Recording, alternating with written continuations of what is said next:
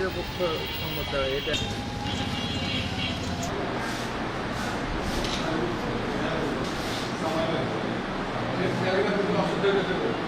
তোমরা তো বোকা, তোমরা একটা ছবি নিতে পারছো না, তোমাকে বলতেছি।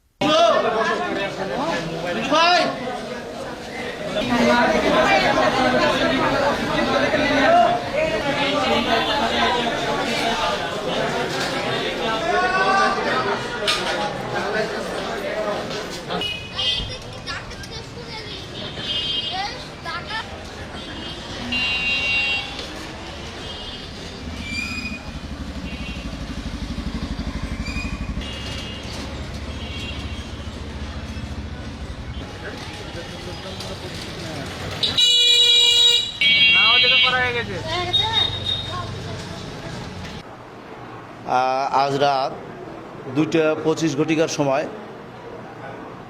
আমাদের বোয়ালিয়া থানার চৌকস অফিসারের একটি টিম গোপন তথ্যের ভিত্তিতে জানতে পারে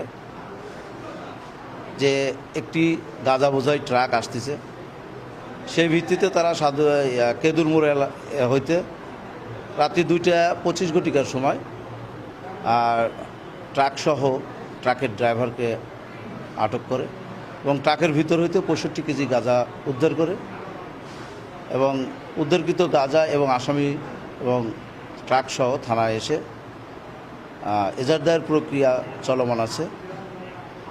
আপনারা ইতিপূর্বে জেনে থাকবেন যে আমরা এর আগেও একটা অস্ত্র মামলা নিয়েছি। আমাদের থানার কার্যক্রম পুরোটাই স্বাভাবিকভাবে চলছে।